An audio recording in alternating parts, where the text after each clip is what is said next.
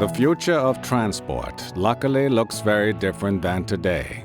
Implementation of new technologies no longer require the vast burning of fossil fuel to get you to your desired destinations. With future transport, you can get there a lot faster and cheaper. Imagine a world without pollution and noise from traffic. This world is brought to you by the fifth mode of transport called Evacuated Tube Travel Technology, or ET3 in short. ET3 is poised to reach speeds of, yes, 6,500 kilometers per hour. There are several possible applications for ET3. Most important at the beginning when ET3 system is implemented is transporting cargo. It is also the most profitable one. So for the first year of operation, we plan to transport only cargo. The reason for that is that we need to acquire experience in operating the system. We must be sure that everything operates according to our expectations, and therefore we want to first year to transport only cargo. As soon as we are through this milestone, then we can start transporting passengers. Also, it is possible to transport not only passengers but also utilities, such as, for instance, electricity, water, sewage, broadband information, internet services, provide internet services, and so on.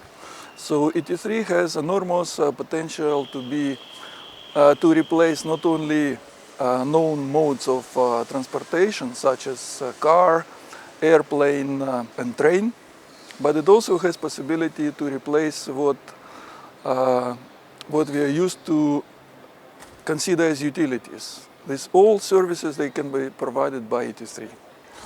Some people confuse ET3 with a Hyperloop. Hyperloop is actually a very different concept. It is more mechanical. ET3 is not a mechanical system at all. ET3 is much better technology, and in fact, if you look careful, the only conclusion you can draw that future of the transport is with ET3. Next question you may have is that how do we build ET3 actually? ET3 is open consortium. It means there is a global alliance that is situated in America, and this company supervises building of ET3 system globally. On a national level, it is a consortium who will build ET3. It's not a global alliance, but a consortium, national consortium, where Alstom and Siemens and other big companies, whoever wants to, they can enter this consortium because it is an open consortium, so anybody who wants to participate in building ET3 can do so. That is a very important distinction as compared to other known structures that do that. Okay, so evacuated tube transport technologies, they include naturally a tube where the capsule flies basically. There is vacuum, so air from the tube is removed. And then there is magnetic levitation that keeps the capsule from touching the tube. That magnetic levitation requires superconductivity. Superconductivity requires cooling. Cooling means cryogenics and vacuum. I am expert in these basic fields to evacuated tube transport technology for already 40 years. And the only conclusion I can draw that it is feasible technology. It is possible to do. The only thing that is required is that some decision makers will say, yes, we believe in this technology, let's do it. Let's dare, let's take a chance, and let's do it. These are people that we are looking for. In the coming decades, an access portal will be built near to you and connect you with shopping malls, supermarkets, towns, beaches, and tourist destinations all over the planet in one go. No more transfers. On the left, you see the tubes with uninterrupted traffic flowing at the design speed continuously and without fossil fuel. This is the ET3 frictionless limousine that floats on magnetic levitation. Magnetic levitation, or maglev in short, truly is the technology of the future and has already been used for decades effectively and safe.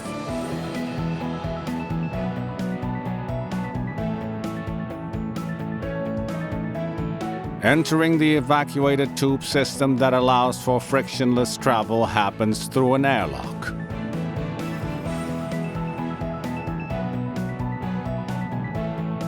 So ET3 technology is really the future. It is also a much cheaper technology as compared to high-speed rail, for instance. It costs about 1/10 of that. Also, if you will compare to building a road for a car, ET3 technology is 1/5 to 1/10 of the cost. Why it is so? The reason is, the explanation is that ET3 has very great capacity, that is many times more than high-speed rail or car. Just to give you an example, nowadays a trip from Amsterdam to Rotterdam with the first class train costs you 41 minutes and 25 euros. If ET3 between these cities will be built, it will cost you 5 minutes to ride and 5 euros. So it's 1/5 of the cost and 1/5 of the time. Capacity is really very great because one ET3 tube can transport up to 100,000 passengers an hour.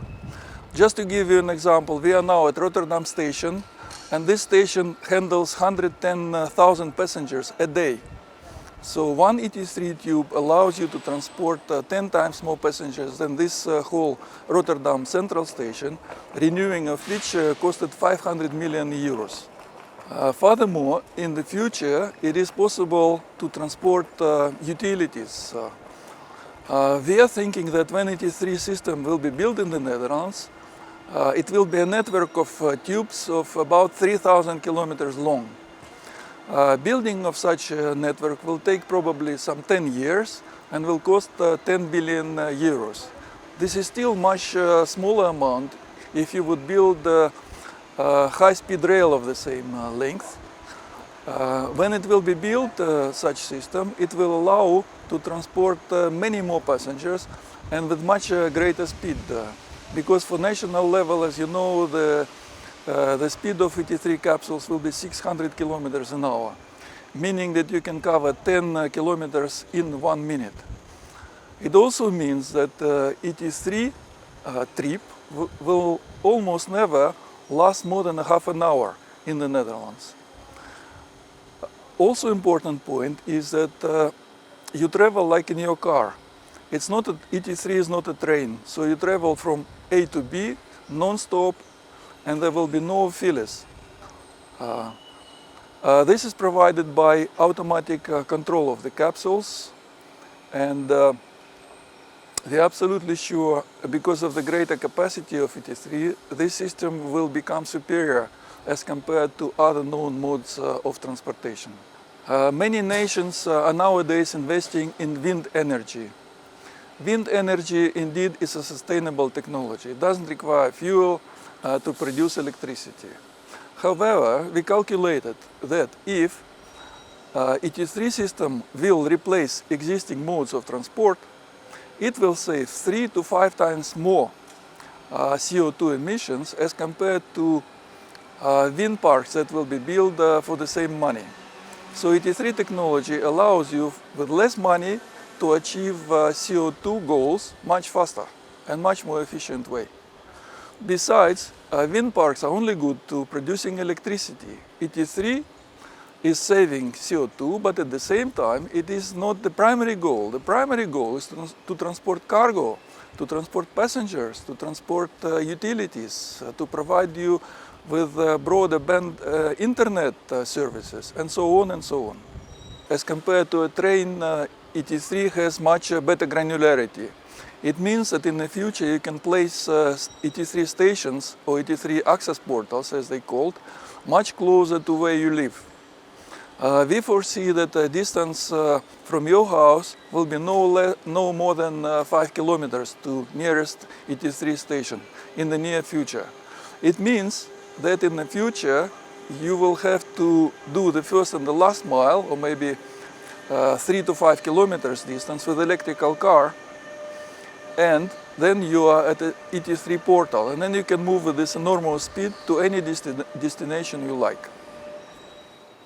One of the remarkable things about ET3 is vehicle switching. It means when you're in a capsule, you can decide where you want to go. If you want to go in a direction A, then you go there.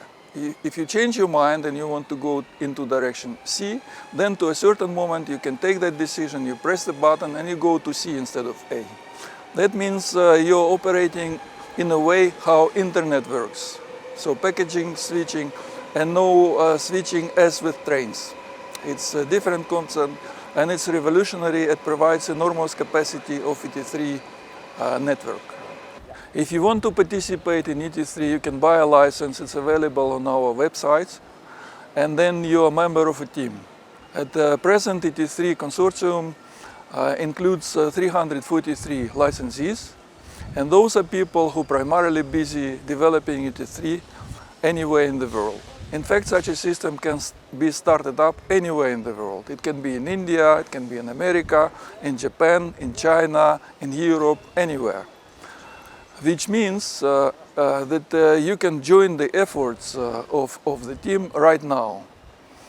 At present, there are several steps already taken in developing various demonstrations, and so far they are very successful, so we are looking forward with a great confidence on that. When this system is built on a national level, then the next phase of efforts will come to connect national ET3 networks with the backbone. As you already know, the backbone will be developed for much higher, much greater speeds, up to 6,000 kilometers an hour. This requires a much greater level of precision and also much greater level of confidence. But our studies show that it is possible to reach these speeds, and we are thinking now even reaching higher speeds than that. You know how much noise produces airplane moving with 1,000 kilometers an hour. At 6,000 kilometers an hour, ET3 capsule will make no noise because it's moving in vacuum, in absolute silence. So it is very comfortable. This is why we call it first class of comfort that you will be experiencing with that.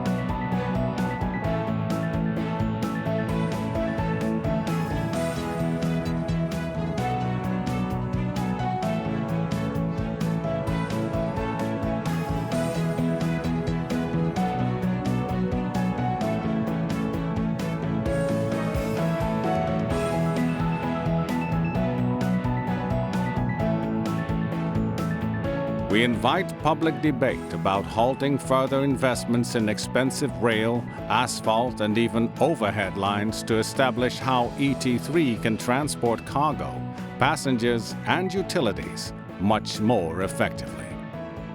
Is ET3 technology a high-tech? Yes, it is at the moment a high-tech. Is it a cutting edge of high-tech? No, it's not. It's pretty simple. When you look as a scientist at it, I would say it's pretty simple. That gives the confidence that such a system can be built. Next question is this technology exclusively for rich countries? Again, no. Any country, even a poor country, can have it. Why? Because otherwise it has to invest in much more expensive high-speed rail or building autobahns for cars. Instead, we are proposing that even poor nation will invest in ET3 because it's cheaper, more efficient technology, higher capacity, safer, faster, so you will reach the same goal much faster. Another thing is that ET3 technology has potential to replace all infrastructural utilities that you see around yourself. So there will be no need for infrastructure that delivers to your house electricity, that delivers water to your house, that takes sewage and take garbage from your house. This all can be done by one unified and standardized system, which is ET3. So this is how we see it will evolve in the future. And all this can be delivered for the price of monthly subscription for internet and mobile services.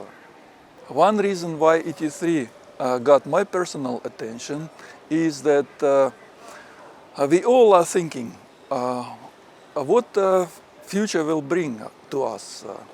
And when you think about transport, the only conclusion I can come up with is that future is with ET3. To my opinion, trains will gradually disappear because ET3 will take over. The cars will be limited in range, up to maybe 50 kilometers or so.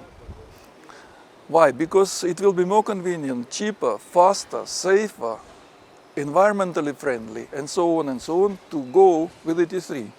If you have your car, if you're attached to it, you can go with your car. But be aware, it will be a much more expensive trip and it will take more time. Airplanes will gradually disappear as well.